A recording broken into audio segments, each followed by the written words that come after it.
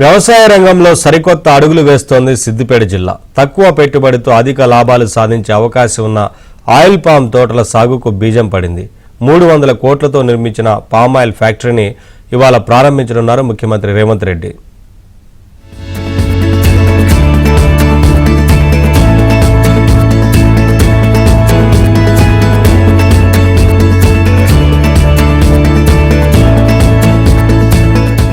గతంలో సిద్దిపేట జిల్లా నుంచి 2000 మంది రైతులను పామాయిల్ తోటల సందర్శన కోసం ఖమ్మం జిల్లాకు తీసుకెళ్లారు. అప్పట్లో ఆయిల్ పామ్ సాగు చేసేందుకు ఒక్కరు కూడా ముందుకు రాలేదు. ఆ తర్వాత నంగునూరు మండలంలో ఓ రైతుతో 3 ఎకరాల్లో అధికారులు పామాయిల్ సాగు చేయించారు. స్థానిక రైతు సాగు చేయడంతో కొద్దిగా రైతుల ఆలోచన మారింది. ప్రస్తుతం సిద్దిపేట జిల్లాలోని అన్ని మండలాల్లో 50,000 ఎకరాల్లో ఆయిల్ పామ్ సాగు చేస్తున్నారు. గతంలో ఆయిల్ పామ్ గెలలు టన్నుకు 15,000 రూపాయలు ధర పలికాయి. ప్రస్తుతం 23,000 రూపాయలకు పెరిగింది. టన్ను గెలల నుంచి 200 కిలోల ముడి నూనె ఉత్పత్తి అవుతుంది. ప్రస్తుతం మార్కెట్లో వంట నూనెల ధరలు మండిపోతున్నాయి. ఏ నూనెలో అయినా పామాయిల్ ను కలపాల్సిందే. కొన్ని దేశాల్లో పామాయిల్ ను నేరుగా వినియోగిస్తారు. అందుకే రిఫైన్డ్ పామాయిల్ కు మార్కెట్లో మంచి డిమాండ్ ఉంది. ఫలితంగా పామాయిల్ తోటలకు ప్రాధాన్యం ఏర్పడింది. ఒక్కసారి మొక్కలు నాటితే 30 ఏళ్ల వరకు గెలలు కాస్తాయి.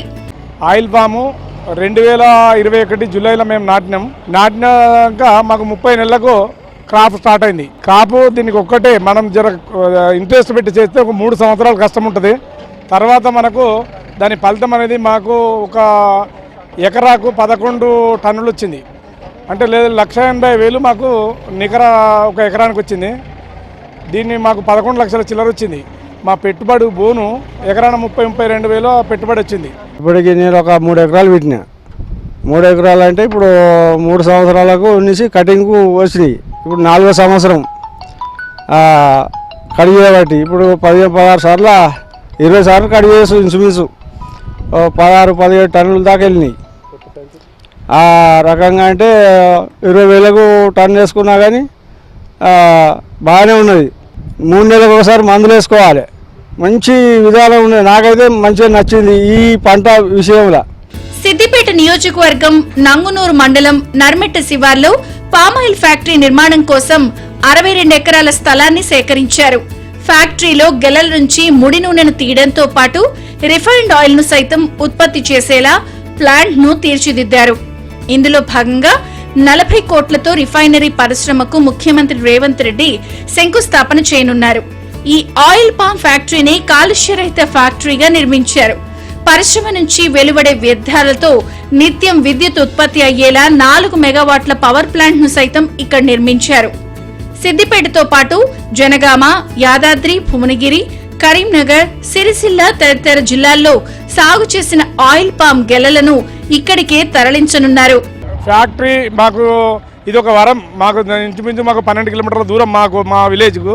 ఈ నర్మేటలో ఈ ఫ్యాక్టరీ వాడు మా రైతులకు కానీ ఎవరికి కానీ మాకు చాలా సంతోషం.